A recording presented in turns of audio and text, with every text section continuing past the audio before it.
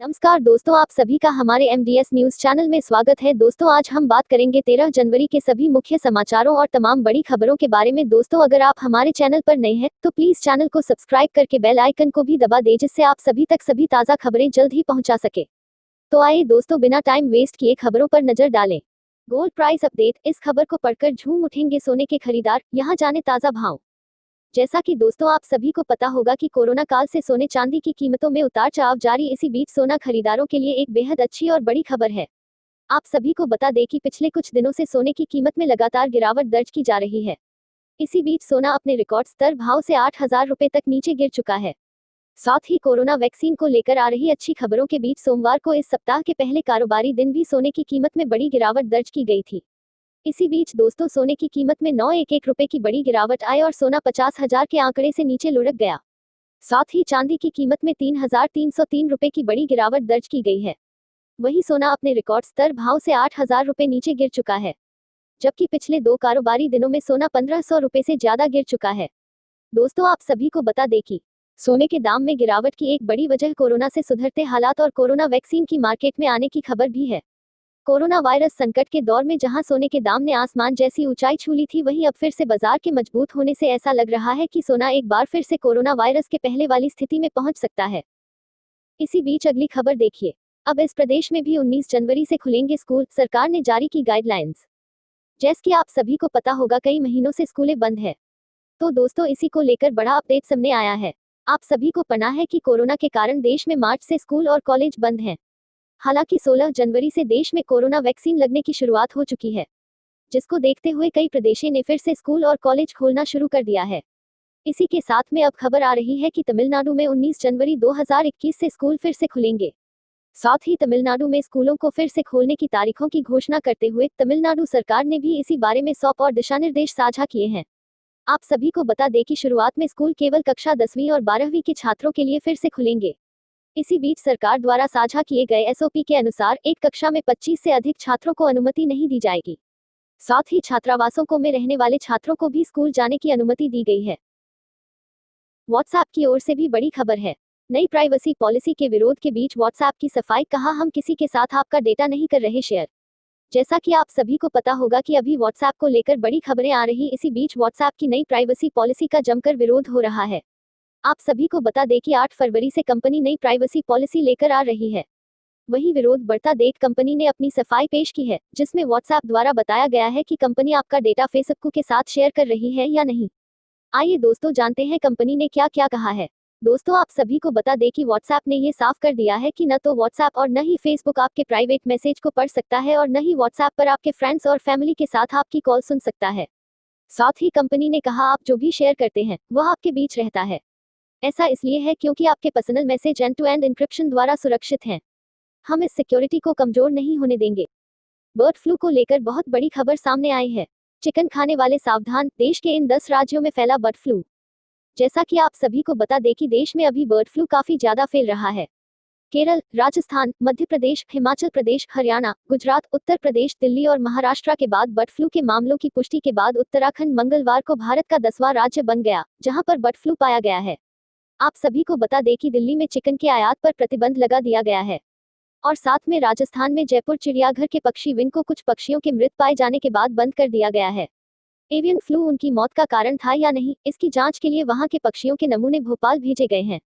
और साथ ही देश के प्रधानमंत्री नरेंद्र मोदी ने सोमवार को सभी राज्य और केंद्र शासित प्रदेशों की सरकारों को सचेत रहने और यह सुनिश्चित करने के लिए कहा कि स्थानीय प्रशासन प्रकोप के बीच जल निकायों, चिड़ियाघरों और पोल्ट्री फार्म जैसे स्थानों के पास निरंतर सतर्कता बरतें।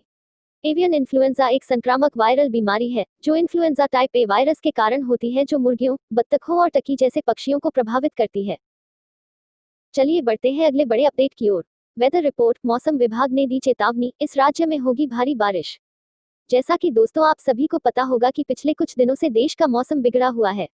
इसी बीच भारत मौसम विज्ञान विभाग ने मंगलवार को तमिलनाडु के कई हिस्सों में बहुत भारी बारिश की आशंका जताई है। और साथ ही आपको बता दें कि दिसंबर 2020 की शुरुआत में गंभीर चक्रवाती तूफान निवार ने राज्यों को अपनी चपेट में लिया था।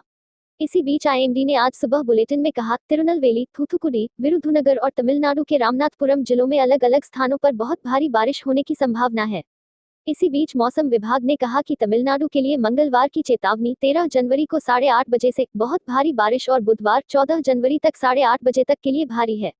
उसके बाद जैसे जैसे वर्तमान गरजती लहर कमजोर होगी, 14 जनवरी से तमिलनाडु के लिए भारी वर्षा की चेतावनी नहीं होगी।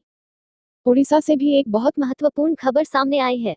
उड़ीसा 10 महीने बाद स्कूल खुले, 3 दिन में ही 31 छात्र टीचर्स कोरोना पॉजिटिव हुए। जैसा कि दोस्तों आप सभी को बता दें कि ओडिशा के गजपति जिले में स्कूल खुलने के 3 दिन के अंदर ही 31 टीचर व छात्र कोरोना पॉजिटिव पाए गए हैं। इसी बीच मुख्य जिला चिकित्साधिकारी ने डॉक्टर प्रदीप कुमार पात्रा ने यह जानकारी दी।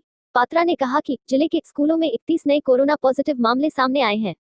आप सभी को बता दें कि इसमें से 90% टीचर हैं। इन सभी के स्कूल आने पर रोक लगा दी गई है। इससे पहले कोरोना महामारी के चलते पिछले 9 महीने से स्कूल बंद थे। नियमों के तहत अनिवार्य रूप से हुआ था सभी अध्यापकों का टेस्ट। पात्रा ने कहा कि स्कूल खुलने से पहले नियमों के अंतर्गत अनिवार्य रूप से सभी अध्यापकों का कोविड-19 टेस्ट किया गया था। 31 पॉजिटिव मामलों में 2 छात्रों की रिपोर्ट भी पॉजिटिव आई है। इसमें से 21 टीचर मोहना ब्लॉक से हैं। सभी मामले अलग अलग स्कूलों के हैं। चलिए बढ़ते हैं अगले बड़े अपडेट की ओर। Virat welcome baby girl, privacy के बीच लीक हुई विरुष्का की बेटी की पहली तस्वीर, जमकर हो रही वायरल। जैसा कि आप सभी को पता होगा कि बॉलीवुड की टॉप एक्ट्रेसेज की लिस्ट में शुमार एक्ट्रेस अनुष्का शर्मा और भारतीय क्रिकेट टीम के कप्तान विराट कोहली पेरेंट्स बन गए हैं। अनुष्का ने सोमवार 11 जनवरी को बेटी को जन्म दिया है, जिसकी खुशखबरी शेयर करने के बाद ये कपल एक बार फिर जबरदस्त सुर्खियों में बना हुआ है। साथ ही सोशल मीडिया पर यह खबर आग की तरह फैल गई है। इसी बीच विरुष्का की बेटी की पहली तस्वीर भी सामने आने के साथ ही खूब वायरल हो रही है, जिसे देख फैंस कपल को भर खाया भरकर बधाइयां दे रहे हैं। इसी बीच 11 जनवरी को भारतीय क्रिकेट टीम के कप्तान विराट कोहली ने अपने इंस्टाग्राम अकाउंट से पोस्ट कर घर पर लक्ष्मी आने की खुशखबरी दी। इसके साथ ही उन्होंने एक नोट भी जारी किया, जिसमें लिखा था, हम दोनों को ये बताते हुए बहुत खुशी हो रही है कि आज दोपहर को हमारे यहाँ बेटी हुई है। हम आपके प्यार और मंगल कामनाओं के लिए दिल से आभारी हैं। अनुष्का और हमारी बेटी दोनों ही बिल्कुल ठीक हैं और हमारा यह सौभाग्य है कि हमें इस जिंदगी का यह चैप्टर अनुभव करने को मिला। हम जानते हैं कि आप यह जरूर समझेंगे कि इस समय हम सबको थोड़ी प्राइवेसी चाहिए होगी। इसी बीच विराट कोहली के भाई विकास कोहली ने नन्ही परी की एक तस्वीर अपने ऑफिशियल इंस्टाग्राम अकाउंट से पोस्ट की है, जिसमें उनके नन्हे पैर देख फैंस काफी ज्यादा खुश हो गए हैं। इसके साथ ही क्रिकेट जगत और मनोरंजन जगत के लोग कपल को ढेर सारी बधाइयां दे रहे हैं। वीरेंद्र सहवाग, युजवेंद्र चहल, शिखर धवन, हार्दिक पांड्या, हरभजन, डेविड वार्नर जैसे कई दिग्गज खिलाड़ियों ने विरुष्का को पेरेंटहुड के लिए शुभकामनाएं भेजी हैं। अगला अपडेट देखिए दोस्तों, महाराष्ट्र को मिली कोरोना वैक्सीन की पहली खेप, पहले दिन ही 50,000 हेल्थ वर्कर को लगेगा टीका। आप सभी को बता दें कि कोरोना वैक्सीन की खेप पुणे के सीरम इंस्टीट्यूट से अलग अलग राज्यों में भेजी जा रही है, ताकि 16 जनवरी से शुरू हो रहे टीकाकरण में कोई दिक्कतें सामने न आए। वहीं महाराष्ट्र सरकार ने भी वैक्सीनेशन की तैयारी पूरी कर ली है और साथ ही दोस्तों माना जा रहा है कि पहले ही दिन यानी 16 तारीख को महाराष्ट्र के करीब 50,000 हेल्थ वर्कर्स का टीकाकरण करने का लक्ष्य रखा गया है। साथ ही आप सभी को बता दें कि वैक्सीन की पहली खेप में 1,93,000 डोज आज महाराष्ट्र को मिल भी गए हैं। इसी बीच महाराष्ट्र के स्वास्थ्य विभाग की तरफ से दी गई जानकारी के मुताबिक वैक्सीन की पहली खेप में 1,93,000 डोज आज महाराष्ट्र को मिल गए हैं। और दोस्तों महाराष्ट्र की हेल्थ डायरेक्टर अर्चना पाटिल ने बताया कि हमें पहले चरण में कुल 9,83,000 डोज मिलने वाले हैं, जिसमें से 9,63,000 सीरम इंस्टीट्यूट जबकि 20,000 भारत बायोटेक से प्राप्त होंगे। और दोस्तों पूरे महाराष्ट्र में 511 टीकाकरण केंद्र बनाए गए हैं और पहले दिन ही हर केंद्र पर करीब 100 हेल्थ वर्कर को वैक्सीन लगाई जाएगी। साथ ही महाराष्ट्र में सबसे ज्यादा 72 केंद्र मुंबई तो वहीं पुणे में 55 टीकाकरण केंद्र बनाए गए हैं। आपको बता दें कि इन केंद्रों पर 16,000 स्वास्थ्य कर्मियों को टीकाकरण का प्रशिक्षण दिया गया है। वहीं जानकारी के मुताबिक अगले 1-2 दिनों में वैक्सीन मुंबई समेत महाराष्ट्र के अलग अलग हिस्सों में भेज दी जाएगी, जिस पर स्वास्थ्य मंत्रालय पैनी नजर रख रहा है। इसी बीच दोस्तों एक बहुत बड़ी खबर सामने आई है। एक हफ्ते में ही इलॉन मस्क से छिना दुनिया के सबसे अमीर व्यक्ति का ताज, आए दूसरे नंबर पर। स्पेसएक्स के संस्थापक और टेस्ला के सीईओ इलॉन मस्क से एक हफ्ते के अंदर ही दुनिया के सबसे अमीर व्यक्ति का ताज छिन गया। अब वो दुनिया के दूसरे सबसे अमीर व्यक्ति हो गए हैं। पहले स्थान पर फिर से अमेज़न के फाउंडर जेफ बेजोस काबिज हो गए हैं। फोर्ब्स मैगजीन के अनुसार सोमवार को टेस्ला के शेयरों में करीब 8% की गिरावट आ गई। एक दिन में उनके एसेट में करीब 14 अरब अमेरिकी डॉलर की गिरावट आने से वो दूसरे स्थान पर खिसक गए। बता दें कि इलॉन मस्क को दुनिया के सबसे अमीर व्यक्ति का ताज एक हफ्ते पहले ही मिला था। नेटवर्थ में 8% की गिरावट। सोमवार को टेस्ला के शेयरों में करीब 8% की गिरावट आ गई। इसकी वजह से मस्क का नेटवर्थ घटकर 176.2 अरब अमेरिकी डॉलर ही रह गया। मस्क की इलेक्ट्रिक कार कंपनी टेस्ला ने इस साल अपनी मार्केट वैल्यू में काफी वृद्धि की है। पिछले हफ्ते मस्क की कंपनी ने शेयर की कीमतों में बड़ा उछाल देखा, जिसके बाद कुल संपत्ति के मामले में वो पहले पायदान पर पहुंच गए थे। उनकी कुल संपत्ति $185 बिलियन, $1 खरब 85 अरब को पार कर गई थी। आरबीआई की ओर से बहुत बड़ी खबर सामने आई है। आरबीआई ने इस बैंक का किया लाइसेंस किया रद्द, जाने खाताधारकों के पैसों का क्या होगा। भारतीय रिजर्व बैंक ने खाताधारकों को बड़ा झटका दिया है। महाराष्ट्र में एक और बैंक बंद हो गया है। करत जनता सहकारी बैंक के बाद आरबीआई ने वसंतदादा नगरी सहकारी बैंक का लाइसेंस भी रद्द कर दिया। पूंजी की कमी और कम कमाई के कारण राज्य में उस्मानाबाद में वसंतदादा नगरी सहकारी बैंक को बंद करने का निर्णय लिया गया है। वहीं खाताधारकों के बैंक में जमा राशि लौटाने की प्रक्रिया शुरू कर दी गई है। वास्तव में महाराष्ट्र की उस्मानाबाद में स्थित वसंतदादा नगरी सहकारी बैंक अपर्याप्त पूंजी के कारण परेशानी में थी और बैंक की आय लगभग स्थिर थी।